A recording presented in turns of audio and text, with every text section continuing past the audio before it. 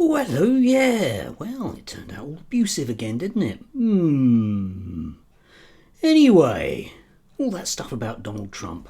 It's dreadful, isn't it, the BBC? Dreadful, the BBC. Really dreadful. Migrants, dreadful. Donald Trump doesn't want the migrants. Need to listen to him. I was wondering if there was any other Trump-related stories that were out there. Well, according to certainly the legacy media and quite a bit of our non-thrusting new non-legacy media, well, no, there isn't actually. Now, the things that you and I might find really, really fascinating about the stuff about Donald Trump that appears to have been coming out over the last few days, most of the British media really don't want to touch it with a barge pole, which I think is a bit strange, bearing in mind how much they really care about the kids.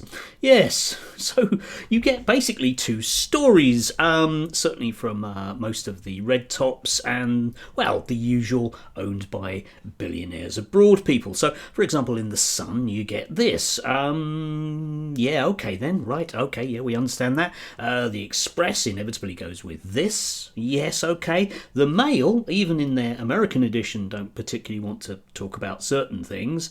The Telegraph certainly don't want to talk about certain things. And, well, yes, you do get a very, very similar pattern. Might come back to some of the legacy media, some of the legacy media in just a second, but Talk TV really don't want to discuss allegations, which is odd because, after all, they don't mind anything to do with Harry and Meghan, no matter what level of tittle or indeed tattle it is, and indeed GB News, who are very, very concerned, even when they get kind of interviews and things with very important people, they don't want to go there with a barge pole either. So it's basically left to, well, of course, because part of the story is about the BBC, you can't really count them, but The Guardian does actually manage to go into various emails and the things that they are saying, because it could mean the end of Trump's presidency, because we will have a vote very, very soon, next week, on, well, whether or not to release all the other information, at which point somebody in the White House is going to have to think about what they're going to do.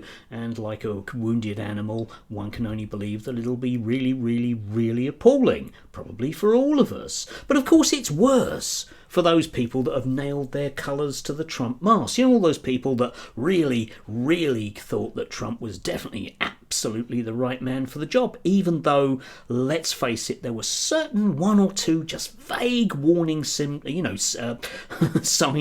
over the last 10 years that he might not be, well, necessarily entirely telling the truth about certain of his proclivities. Not just him, of course, there's Bannon and the others, but our grifter class, who have been holding him up as, well, definitely the way forward and the things that we need to do, appear to, well, suddenly be in a lot of trouble, because after all, their base, they have to try and guess what their base is going to do. Now, you could do a runner like, Marjorie Taylor Greene, and decide just to sit on to the, well, good grief, that's starting to look really bad and we better run somewhere else. Or you could decide to double down. But all those people that have decided to double down then have to answer awkward questions, unless, of course, they can fix it. Maybe like Trump, they don't have to ask awkward questions. After all, when you're the president, you can pardon yourself, can't you? And certainly other people might well want to shield behind that.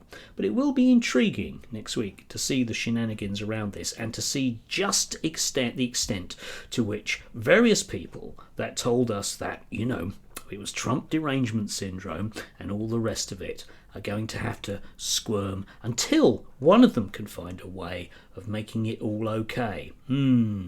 Still, friend of Nigel Farage, I'm sure he's fine. Maybe not, eh? Do have a lovely, lovely Sunday. Be godly, after all. They're not, are they?